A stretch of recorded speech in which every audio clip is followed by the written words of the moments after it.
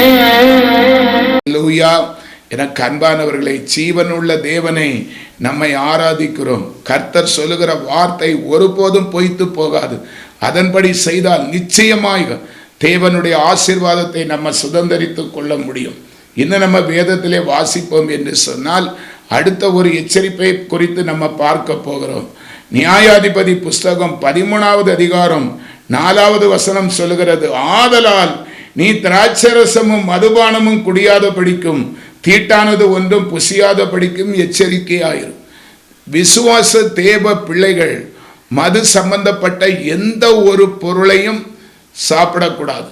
எச்சரிக்கையாய் இருக்கும்படி கர்த்தர் நமக்கு ஆலோசனை தருகிறார். பிரியமானவர்களே, கர்த்தருடைய எச்சரிப்பின் சத்தம், கர்த்தர் எச்சரிக்கும் வார்த்தையை நமக்கு சொல்லி நம்மளை உற்சாகப்படுத்துகிறார். அன்பானவர்களே, நாம விசேஷித்தவர்கள். நம்முடைய தேவன் ஜீவன் உள்ள பரிசுத்த தேவன். பரிசுத்த தேவனுக்கு பரிசுத்த பிள்ளைகளாய் இருக்கிறபடினாலே நாமும் கண்டிப்பா பரிசுத்தமாகத்தான் இருக்க வேண்டும். கரைத்திரை பிழையற்றவர்களாக. அந்த போதை பொருளாகி எந்த ஒரு வஸ்தையும் நம்ம சாப்பிடக்கூடாது என்று வேதம் சொல்லுகிறது. இன்னும் நம்ம வேதத்திலே வாசிப்போம் என்று சொன்னால் ரோமருக்கு எழுதின நிருபம் 14வது அதிகாரம் 17வது வசனம், தேவனுடைய ராஜ்யம் புசிப்பும் குடிப்பும் அல்ல, அது நீதியும் சமாதானமும் பரிசுத்த ஆவினால் உண்டாகும் சந்தோஷமாய் இருக்கிறது. அல்லேலூயா. தேவனுடைய ராஜ்யம் புசிப்பும் குடிப்பும் அல்ல, அது நீதியும் சமாதானமும் பரிசுத்த ஆவினால் உண்டாகும் வரக்கூடிய சந்தோஷமாய் இருக்கிறது. இன்னைக்கு அநேக கிறிஸ்தவ பிள்ளைகள் கூட கிறிஸ்துமஸ் பண்டிகை வருகிறது, எல்லாரும் புசித்து குடித்து திருப்தியாய் இருப்போம் என்று சொல்லி புத்தாடை அணிந்து நல்லா புசித்து குடித்து, அப்படி அல்ல. அது அந்த வசனம் அப்படி சொல்லலை.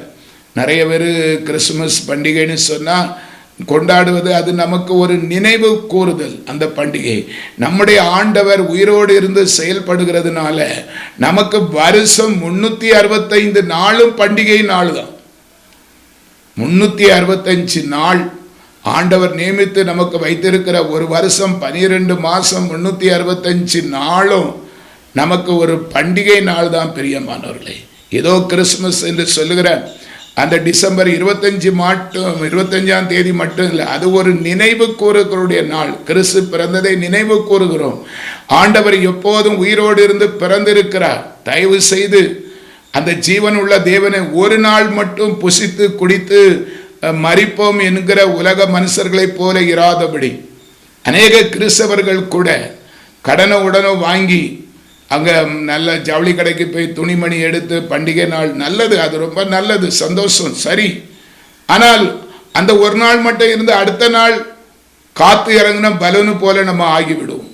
அப்படி இராதபடி நித்தமும் ஆண்டவருக்குள் கர்த்தருக்குள், பிலிப்பியர் 4வது அதிகாரம் 4வது வசனம் சொல்லுகிறது, கர்த்தருக்குள் சந்தோஷமாயிருங்கள் என்று மறுபடியும் சொல்லுகிறேன். கர்த்தருக்குள் சந்தோஷமாய் இருப்பது எப்போதும் பண்டிகை நாள் தான். ஆண்டவர் நமக்கு 365 நாளும் பண்டிகை நாளாக மேலாக நம்மை அவர் கவனித்து ஆசீர்வதித்து போஷித்து வருகிறார். எனக்கு அன்பானவர்களே, எனக்கு ஒரு சகோதரரே தெரியும். நான் ரட்சிக்கப்பட்ட ஆரம்ப நாட்களிலே அவர் ஒரு தேவ மனுஷனாய் இருந்து கர்த்தருடைய இந்த ஆராதனை செய்கிறவர். ஒரு நாள் அவருடைய ஆராதனை நான் பார்த்தேன். செய்தியில் அழகாய் பாட்டு பாடி துதித்து ஆண்டவரை மகிமைப்படுத்தினதை பார்த்தேன். எனக்குள்ள ஒரு பொறாமை இருந்தது, இவரை போல நம்மளும் வரணுமே, இப்படியெல்லாம் பாடி துதிக்கணுமே என்று சொல்லி அவரை ஆண்டவருக்கு ஒரு மாதிரியாக நான் வைத்திருந்தேன். ஆனால் ஒரு குறிப்பிட்ட நாள் கிறிஸ்துமஸ் பண்டிகைக்கு ஒரு நாளைக்கு முன்னால அந்த தேவ மனுஷனை டாஸ்மார்க்கு கடையில் நான் யதார்த்தமாக நான் ரோடு சைடு போகும்போது சைடில் பார்க்கும்போது ரோடு சைடில் இருக்கிற டாஸ்மார்க் கடையிலே அந்த மனுஷனை பார்க்க வேண்டிய ஒரு சூழ்நிலை ஏற்பட்டது. மிகுந்த அதிர்ச்சிக்குள்ளானேன். நானும் ரசிக்கப்படுவதற்கு முன்னால் குடித்தவன் தான். இப்போ அதெல்லாம் கிடையாது. நம்ம இப்போ ஆண்டவருடைய பிள்ளையாக மாறி இருக்கோம். ஒருவன் கிறிஸ்துவுக்குள் இருந்தால் புதிய சிறுசியாக இருக்கும். பழமையெல்லாம் மாறணும், கண்டிப்பாக மாறணும். பிரியமானவர்களே, எனக்கு மிகுந்த அதிர்ச்சியாக இருந்து பைக்கை தள்ளி கொண்டு சைடில் ஒதுக்கி விட்டுக்கிட்டு அந்த கடை பக்கம் போகிறேன். அவரே தான், அந்த மனுஷனை தான். அவர் பாக்கெட்லேருந்து பணத்தை கொடுத்து அந்த டாஸ்மார்க் கடையில் அந்த போதைப் பொருளை வாங்கவும் நான் ஓடி போய் கையை பிடிச்சேன். எனக்கு மிகுந்த கோபமும் மிகுந்த அதிர்ச்சியுமாக இருந்து அவர் கையை பிடிச்சி கொஞ்சம் நசுக்குன்னு பலமாட்டு கோபத்தில் அவர் பிரதர் நல்லா இருக்கீங்களா, விடுங்க விடுங்க, கையை எப்படி பிடிச்சி அழுத்துறீங்க, விடுங்க அப்படின்னார். என்ன சார் நீங்கள் இப்படி செய்கிறீங்க, நம்ம ஆண்டவருடைய பிள்ளை அல்லவா, தேவனுக்கு விரோதமான காரியம் நமக்கு செய்யக்கூடாது அல்லவா என்று நான் மிகுந்த வருத்தத்தோடு கோபத்தோடு சங்கடத்தோடு கேட்கும்போது அவர் சொன்ன பதில் என்ன தெரியுமா? அவர் வசனத்தை என்று சொன்னார். பிலிப்பியர் 4:4 சொன்னார், சந்தோஷமாயிருங்க, எப்போதும் கர்த்தருக்குள் சந்தோஷமாயிருங்க. எவ்வளவு சொல்றார் பாருங்க, அவருடைய அறிவை பாருங்க, வசனத்தை எப்படி களங்கப்படுத்துறார் பாருங்க. ஆண்டவருக்குள்ள சந்தோஷமா இருக்கும்படி தான் ஆண்டவர் சொல்லியிருக்காரு. நாளைக்கு கிறிஸ்துமஸ் இல்லை, அதனால நாளைக்கு கொஞ்சம் இந்த அந்த இதை குடிச்சு கொஞ்சம் சந்தோஷமா இருக்கும்படி வாங்கிட்டு போறேன். எதை கொண்டு பேசுகிறார் பாருங்க. எனக்கு அன்பானவர்களே, இப்படி தயவு செய்து வேதத்தை நம்ம புரட்டல் ஆகாது. சந்தோஷம்னா எப்படி வரக்கூடிய சந்தோஷம்? புசிப்பும் குடிப்பில் வரக்கூடிய சந்தோஷம் அல்ல, அது நீதியினால் வரக்கூடிய சமாதானமும் பரிசுத்த ஆவினால் உண்டாகும் சந்தோஷம்தான். பரிசுத்த ஆவி நமக்குள்ளே இருந்து செயல்படுகிற சந்தோஷம் தாங்க பரிபூர்ண சந்தோஷம். வேதத்தை நம்ம அப்படி செய்து ஆண்டவரை படுத்தாதபடி பரிசுத்த தேவனுக்கு பரிசுத்த பிள்ளைகளாய் வாழும்படி மிகுந்த எச்சரிக்கை உள்ளவர்களாய் இருந்தால் நிச்சயமாய் கர்த்தர் நம்மை ஆசீர்வதிக்க வல்லவராய் இருக்கிறார். அல்லேலூயா. அடுத்த ஒரு எச்சரிப்பை நம்ம வேதத்திலே காணப்போகிறோம். எரேமியா தீர்க்கதரிசி புஸ்தகம் 17வது அதிகாரம் 22வது வசனம். ஓய்வு நாளில் உங்கள் வீடுகளில் இருந்து சுமையை வெளியே கொண்டு போகாத படிக்கும், ஒரு வேலையும் செய்யாத படிக்கும் உங்கள் ஆத்துமாக்களுக்காக எச்சரிக்கையாயிருந்து நான் உங்கள் பிதாக்களுக்கு கட்டளையிட்டபடி ஓய்வு நாளை பரிசுத்தமாக்குங்கள் என்று கர்த்தர் சொல்லுகிறார். எனக்கு அன்பானவர்களை, பரிசுத்த ஓய்வு நாள் என்பதை பரிசுத்த ஞாயிற்றுக்கிழமை நம்ம கொண்டாடி வருகிறோம். ஆண்டவருக்கென்று ஒதுக்கப்பட்ட பரிசுத்த ஓய்வு நாள். தேவனாகிய கர்த்தர் 6 நாட்களும் கிரியை செய்து 6வது நாள் அவருடைய சாயலாக மனிதனை உருவாக்கி செயல்பட வைத்து 7வது நாள் ஓய்ந்திருந்து அவருடைய பிள்ளைகளை ஆசீர்வதித்தார் என்று சொல்லப்பட்டிருக்கிறது. அந்த ஓய்வு நாள் என்பது ஆண்டவர் ஒன்று செய்யாம இஸ்ரவேலை ஆசீர்வதிக்க மட்டும்தான் செய்தார். அந்த பரிசுத்த ஓய்வு நாள் கர்த்தர் நம்மை ஆசீர்வதிக்கிற நாள். அந்த நாளை ஆண்டவருக்கு சபையில தான் நம்ம அந்த செலவழிக்கணும், செபிக்கிறதுல தான் அந்த நேரத்தை கொடுக்கணும். வேற எந்த ஒரு சொந்த காரியத்தையும் செய்யக்கூடாது என்று பரிசுத்த வேதாகம எரேமியா 17:22 ஆண்டவர் சொல்லுகிறார். ஒரு காரியம் நம்ம செய்யக்கூடாது. அன்பானவர்களே, கர்த்தருடைய கட்டளையில பிரதான கட்டளை இந்த கட்டளை. அல்லேலூயா. பரிசுத்த ஓய்வு நாளை கர்த்தருக்கென்றே நம்ம கண்டிப்பா செலவழிக்க வேண்டும் என்று உறுதியான கட்டளை. அதை மீறாதபடிக்கு நம்ம எச்சரிக்கையாய் இருக்க வேண்டும். பிரியமானவர்களே, அந்த கட்டளையை மீறினால் என்ன நடக்கும் தெரியுமா? எனக்கு அன்பானவர்களே, அது ஒரு சாட்சி. என்னுடைய வாழ்க்கையிலே அநேக சாட்சிகள் தான் பிரதானமாக இருக்கும். எனக்கு நான் ஒரு இடத்துல, நான் குறிப்பிட்ட ஒரு இடத்துல 3 நாள் கன்வென்ஷன் பேசுவதற்காக என்னை அழைத்திருந்தார்கள். நானும் கர்த்தருடைய கிருபையினாலே அங்கே பேச கர்த்தர் உதவி செய்தார்.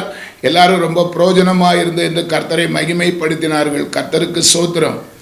அது ஒரு 2 நாள் கழித்து அந்த போதகர், அந்த சபையின் போதகர் எனக்கு போன் போட்டு, அருமையான சகோதரரே, எங்கள் சபைக்கு பெரிய உதவி செய்கிற ஒரு தேவ மனுஷர், அவருடைய பிள்ளைக்கு கேன்சர் வியாதி, நீங்கள் உங்கள் சாட்சியெல்லாம் நாங்கள் கேட்டு விசுவாசிக்கிறோம், நீங்கள் ஒரு நாள் அவருக்கு அந்த ஜெபம் பண்ணுவீங்களா அப்படின்னு கேட்டுக்கொண்டார். சரி, நானும் சந்தோஷத்தோடு அந்த வீட்டுக்கு என்னுடைய மனைவி நானும் புறப்பட்டு போகிறோம். அங்கே போய் செபித்தால் ஆண்டவர் எனக்கு ஒரு உணர்வை கொடுக்கிறார்.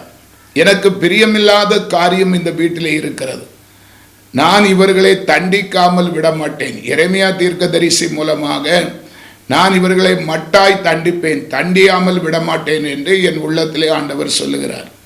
எனக்கு நான் சொன்னேன், ஆண்டவர் இப்படி சொல்லுகிறாரே, ஏதாவது நீ ஆண்டவர் வருத்தப்படும்படியான காரியம் இவரிடத்தில் காணப்படுகிறது போல இருக்கிறது என்று நான் சொன்னேன். அதற்கு பாஸ்டர் சொன்னார், அப்படி இல்லை பிரதர், இவர் ஆண்டவருக்காக சபைக்காக நிறைய காணிக்கை சப்போர்ட் பண்ணுறவர், சபையில் ஒரு ரொம்ப ரொம்ப முக்கியமாக இருக்கிறவர் அப்படி என்று அவரை உயர்த்தி சொன்னார்கள். எனக்கு ஒன்றும் பிடிபடலை. அப்போதுதான் அந்த பாதிக்கப்பட்டு இருக்கிற மகனுடைய தாயார், பாதிக்கப்பட்டு இருக்கிற அந்த மகனுடைய அந்த அவருடைய பிள்ளைக்கு தான் கேன்சர். இப்போது அந்த மகனுடைய தாயார் சொன்னார்கள், என்னுடைய மகன் ஞாயிற்றுக்கிழமை ஆலயத்துக்கு வர்றது கிடையாது. அவருக்கு சொந்தமாக ஒரு மளிகை கடை, ஒரு பெரிய ஸ்டோர் இருக்குது குறிப்பிட்ட இடத்துல. அது ஞாயிற்றுக்கிழமை தான் அது கொஞ்சம் வருமானம் அதிகமாக இருக்குமா. அந்த வருமானத்துக்கு வேண்டி அந்த பரிசுத்த ஓய்வு நாளை கடையை திறந்து வச்சு அவர் வியாபாரத்தை கவனிக்க போய்விடுவார். அதில் கொடுக்கிற வருமானம் தான் அதை ஆண்டவர் எப்படி அங்கீகரிப்பார்? எனக்கு அன்பானவர்களை, பரிசுத்த ஓய்வு நாளை பரிசுத்த குறைச்சலாக்க கூடாது என்று ஆண்டவர் கட்டளையிட்டு இருக்கிறார். கட்டளையை மீறுகிறவன் சபிக்கப்பட்டவன் என்று வேதம் சொல்லுகிறது. அவருடைய எச்சரிப்பின் சத்தத்தை கேட்டு எவ்வளவு வருமானம் வரட்டுமே, 1 கோடி பணம் வரட்டுமே, கர்த்தருக்கு மீறி செய்தால் என்ன நடக்கும்? அதான் பாருங்க, அந்த தாயார் அந்த இடத்துல வாயை திறக்க ஆண்டவர் உதவி செய்தார். இப்போது இதான் சொன்னார், நீங்க கோயிலுக்கு கொடுத்து என்ன பிரயோஜனம்? ஆண்டவருடைய சொல்ல மீறி அதில் வரக்கூடிய வருமானத்தை கொடுத்த ஆண்டவர் அதை அங்கீகரிக்கவே மாட்டார். காணிக்கை ஆண்டவருக்கு ஏராளமாக உண்டு. நம்முடைய ஏமாற்றுகிற காணிக்கையெல்லாம் கர்த்தர் ஒருபோதும் அப்படி ஆண்டவர் என்ன, நான் நல்லா செபித்தேன் ஆண்டவரே, விசுவாசிக்கிறாங்களப்பா. ஒரே ஒரு மகள் பாருங்க, ஒரே ஒரு வாலிப மகள், ஜஸ்டில் கேன்சர் 4th ஸ்டேஜுக்கு வந்திருக்கிறது. அவர் நிறைய ரூபா செலவழித்து பார்த்தார். டாக்டர்லாம் சொல்லியிருக்காங்க ஆப்ரேஷன் பண்ணாலும் ஆபத்து, கடைசி ஸ்டேஜுக்கு போயிட்டாங்க. இப்போ ஆப்ரேஷன் பண்ண ஆபத்து, அதனால் இருக்கிற நாள் வரைக்கும் அப்படி போட்டுன்னு சொல்லி அந்த மிகுந்த வேதனையோடு வருத்தத்தோடு வாழ்ந்து கொண்டிருக்கிற காலகட்டம்.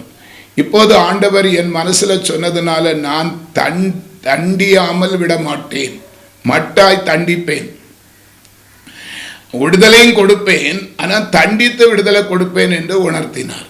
எனக்கு அன்பானவர்களே, அப்போது நான் சொன்னேன், தயவு செய்து ஆண்டவர் இப்படி சொல்லுகிறதுனால உங்களுக்கு பனிஷம் என்று அந்த மகளுக்கு ஆப்ரேஷன் செலவு கொஞ்சம் அதிகமாகும், ஆனால் அதான் தண்டனை, அந்த பண விரயம் தான் தண்டனை. அதனால நீங்க ஆப்ரேஷனுக்கு ஏற்பாடு பண்ணுங்க, ஆண்டவர் சுகம் கொடுப்பார் அப்படின்னு சொன்னேன். அவங்களும் நம்பிக்கையோடு விசுவாசத்தோடு ஆப்ரேஷன் பண்ணதுக்கு பல லட்சங்கள் விரயமாயிற்று. ஆனால் அந்த மகள் பிழைத்து கொண்டாள். எனக்கு அன்பானவர்களே, கணக்கு தீர்க்கிற தேவன் நம்மை அவர் நேசிக்கிறதுனால கடிந்து கொண்டு சிச்சிக்கிறார். அவர் நல்ல மனுஷன்தான். என்ன நல்ல மனுஷனாக இருந்தாலும் அதான் நல்ல மனுஷன். சபைக்கு உதவுகிறவர், ஏழைகளுக்கு உதவி செய்கிறவர், கடவுள் பயம் இருந்தும் அவருடைய கற்பனையை மீறுகிறவன் கடவுளுக்கு பயப்படுகிறவன் என்று உறுதியாக சொல்ல முடியாது. அவருடைய எச்சரிப்பின் சத்தத்துக்கு தயவு செய்து நம்ம செவி கொடுக்கிறவர்களாக இருந்தால் அவருக்கு அவ்வளோ அவமானம் வந்திருக்காது, அலைச்சல் வேதனை வந்திருக்காது, அவ்வளோ பணம் விரயமாயிருக்காது.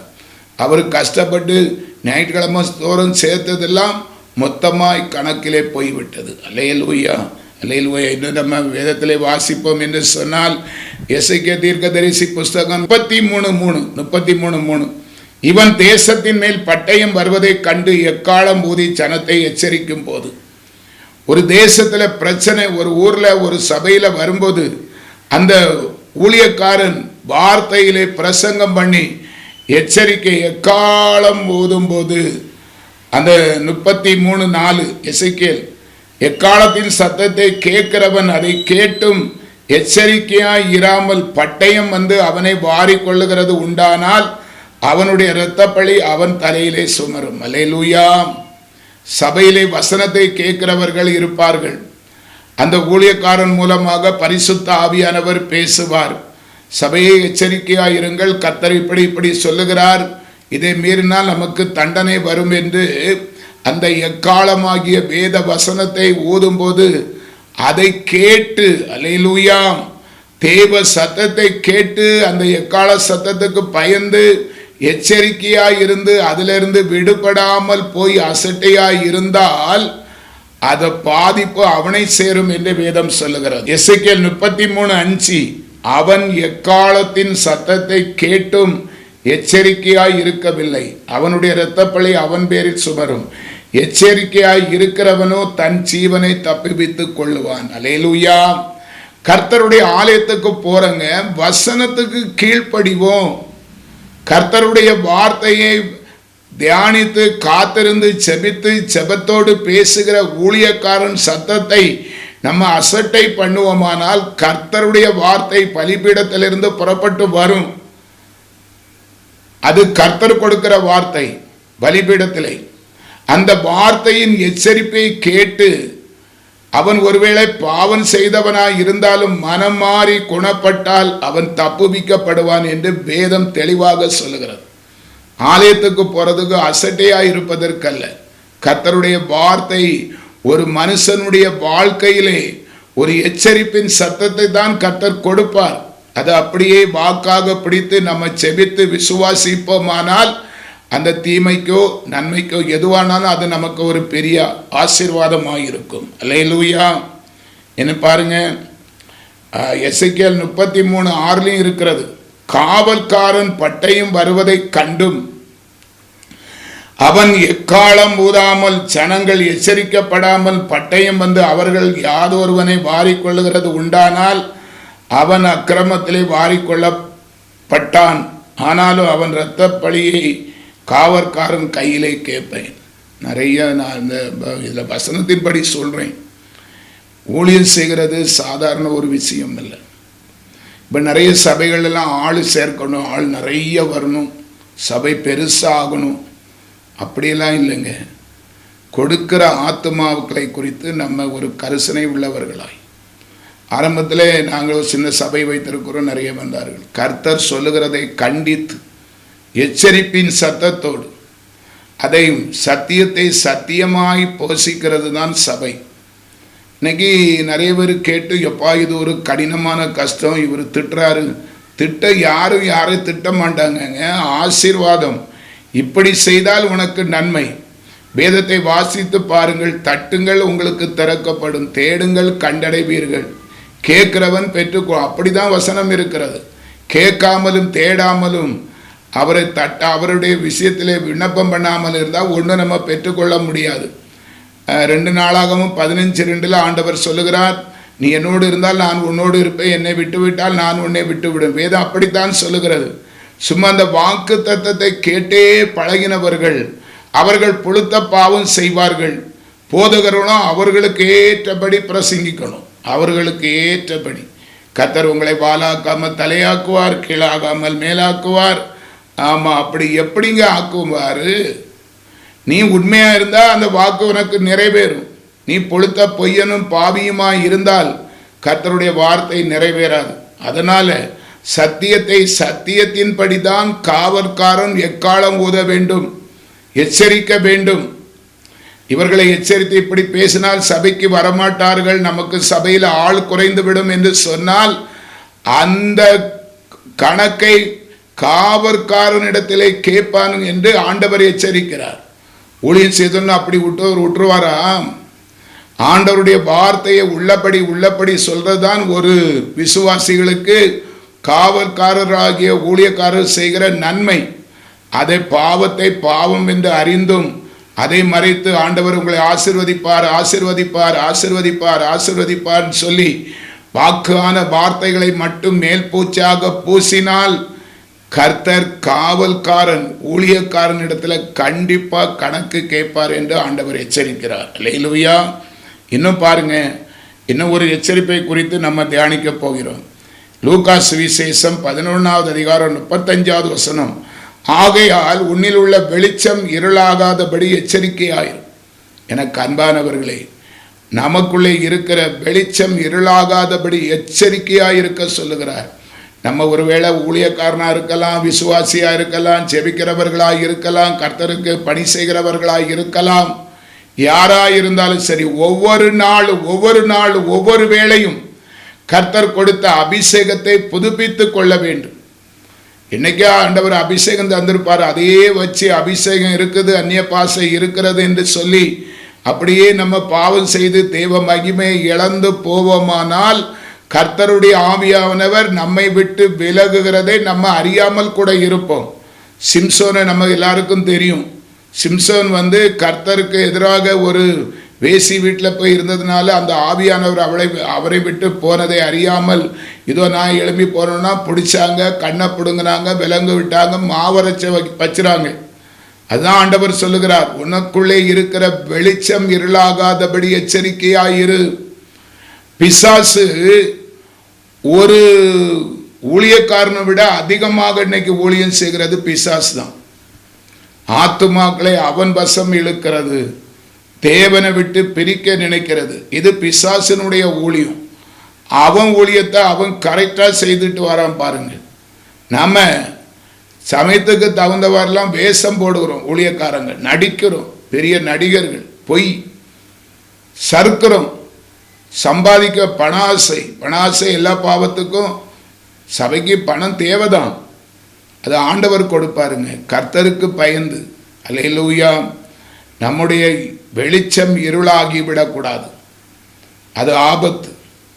எபிரியர் 6:4 வாசித்து பாருங்கள். ஒரு தடவை பிரகாசிக்கப்பட்டும் பரமேவை ருசி பார்த்தும் பரிசுத்த ஆவியை பெற்றும் மறுதலித்து போனவர்கள் மறுபடியுமாக ஆண்டவராகிய இயேசு கிறிஸ்துவை சிலுவையில் அறைகிறபடினாலே அவர்கள் மறுபடியும் புதுப்பிக்க என்பது கூடாத காரியம். உனக்குள்ளே இருக்கிற வெளிச்சமான அபிஷேகம் உன்னை விட்டு போய்விட்டால் தேவ மகிமையற்றவர்களாய் தயவு செய்து வெளிச்சம், நான் வெளிச்சத்தில் இருக்கிறவன் என்று சொல்லி இருள் வராதபடி எச்சரிக்கையாக இருக்கும்படி கர்த்தர் சொல்லுகிறார். அல்லேலூயா. அப்போஸ்தலர் நடபடி புஸ்தகம் அதனுடைய 20வது அதிகாரம் 28வது வசனம், ஆகையால் உங்களை குறித்தும் தேவன் தம்முடைய சுய இரத்தத்தினாலே சம்பாதித்து கொண்ட தமது சபையை மேய்ப்பதற்கு பரிசுத்த ஆவி உங்களை கண்காணிகளாக வைத்த மந்தை முழுவதையும் குறித்து எச்சரிக்கையாக இருக்க வேண்டும். நமக்கு கொடுத்திருக்கிற ஆத்துமாக்களை குறித்து மிகுந்த எச்சரிக்கையாக இருக்க வேண்டும். அவர்களை விரட்டி அடிச்சிடவும் கூடாது, பொய் பேசி அவங்கள ஏமாற்றவும் கூடாது. தயவு செய்து பிரியமானவர்களே, நமக்கு கொடுத்திருக்கிற அவர் இரத்தம் சிந்தி சம்பாதித்த ஆத்துமா, அந்த ஆத்துமாவுக்கு கணக்கு ஊழியக்காரன் தான் கேட்பார். அதனால் நம்ம அவங்ககிட்ட இருந்து பிடுங்கிறது போலையும் தயவு செய்து இப்படிலாம் பேசுகிறேன்னு நினைக்காதீங்க. மிகுந்த எச்சரிக்கும். உள்ளதை உள்ளபடி அன்பாய் சொல்லுங்க, உணர்த்தி சொல்லுங்க, உறுதியாய் சொல்லுங்க. நல்லா அப்படி தான். ஆனால் அவங்களுக்காக நம்ம பிரயாசப்படணும், கண்டிப்பாக பிரயாசப்படணும். கொடுத்த ஆத்துமாக்களுக்காக அவங்க மனம் திரும்பி குணப்பட்டு ஆண்டவரை ஏற்றுக்கொண்டு பரலோக ராஜ்யத்தில் இன்மையிலும் மறுமையிலும் அவருடைய பிள்ளைகளாக வாழ்ந்து. ஏன்னா அந்த ஆத்துமாக்கு நம்ம தான் பொறுப்பு, மேய்ப்பந்தான் பொறுப்பு. அதனால் அந்த ஆத்துமாக்களை குறித்து நம்ம மிகுந்த எச்சரிக்கையாக இருக்க வேண்டும் என்று வேதம் சொல்லுகிறது. அல்லேலூயா, ஹல்லேலூயா. பிரியமானவர்களே, 1 தீமோத்தேயு 4வது அதிகாரம் 16வது வசனம், உன்னை குறித்தும் உபதேசத்தை குறித்தும் எச்சரிக்கையாயிரு, இவைகளில் நிலை கொண்டு இரு. இப்படி செய்வையானால் உன்னையும் உன் உபதேசத்தையும் கேட்பவர்களையும் ரட்சித்துக் கொள்வார். அதே வசனம் தான் 1 தீமோத்தேயு 4:16. உன்னை குறித்தும் உபதேசத்தை குறித்தும், உபதேசம் பண்ணுறதெல்லாம் கவனமாய் பண்ண வேண்டும். அல்லேலூயா, சோதரம். அந்த இடத்துல தேவன் ஞானத்தை தருவார். நம்மெல்லாம் முட்டாள்கள் தான். ஞானிகளை வெட்கப்படுத்தும்படி தேவன் உலகத்திலே பைத்தியமானவர்களை அறிந்திருக்கிறார். அவரிடத்திலே கேட்டு உபதேசத்தை குறித்தும், அல்லேலூயா, நம்மளை குறித்தும் எச்சரிக்கையாயிருந்து இந்த கடைசி நாட்களிலே நம்முடைய வாயிலிருந்து தவறான வார்த்தைகள் ஒன்றும் புறப்பட்டு விட்டுவிடாதபடி மிகவும் கவனத்தோடு எச்சரிக்கையோடு இருந்தால் நாமளும் தப்புவிக்கப்படவும் நம்முடைய உபதேசமும் கர்த்தருக்கு பிரியமானவராயிருக்கும். அல்லேலூயா, சோத்திரம் சோத்திரம். பிரியமானவர்களே, பாருங்க, எபிரியருக்கு எழுதின நிருபம் 3வது அதிகாரம் 12வது வசனம். எபிரியர் 3:12. சகோதரரே, ஜீவன் உள்ள தேவனை விட்டு விலகுவதற்கு ஏதுவான அவிவிசுவாசம் உள்ள பொல்லாத இருதயம் உங்களில் ஒருவருக்குள்ளும் இராதபடி எச்சரிக்கையாயிருங்கள். அல்லேலூயா. வேதம் தெளிவாக சொல்லுகிறது. பிரியமானவர்களே, ஜீவன் உள்ள தேவனை விட்டு விலகுவதற்கு ஏதுவான அவிவிசுவாசம் உள்ள பொல்லாத இருதயம் நமக்குள்ள வந்துடக்கூடாது. காரணம் பண ஆசை, பேசித்தனம், கெட்ட சிந்தனை, ஊழியக்காரனை கெடுப்பதற்கு விசுவாசிகளை கெடுப்பதற்கும் பிசாசு எவ்வளவோ முயற்சிகள் பண்ணுவான். இந்த உலகத்துக்கு பொல்லாங்கன்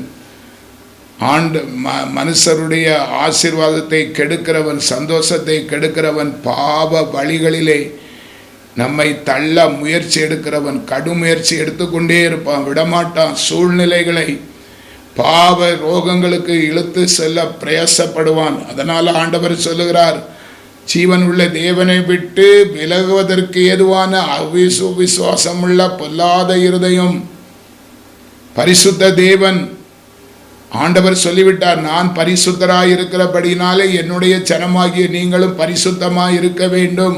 பரிசுத்தம் இல்லாமல் ஒருவனும் தேவனை தரிசிக்க முடியாது. அப்படியாய்ப்பட்ட பரிசுத்த வாழ்க்கையை கர்த்தருக்குள் இரட்சகருக்குள் பரிசுத்த ஆவிக்குள் நம்மை திடப்படுத்தி செபித்து பரிசுத்தமாக்கி, அந்த பரிசுத்த குறைச்சலாய் நம்மை விழுந்து விடாதபடி, நம்முடைய ஆத்துமா இடறி விடாதபடி, அல்லேலூயா, தேவனை விட்டு பின்மாறி போகாதபடி மிகுந்த எச்சரிக்கையாய் இருக்கும்படி கர்த்தர் சொல்லுகிறார். 1 கொரிந்தியர் 10வது அதிகாரம் 12வது வசனம், இப்படி இருக்க தன்னை நிற்கிறவன் என்று எண்ணுகிறவன் விழாதபடி எச்சரிக்கையாய் இருக்க கடவன். அல்லேலூயா.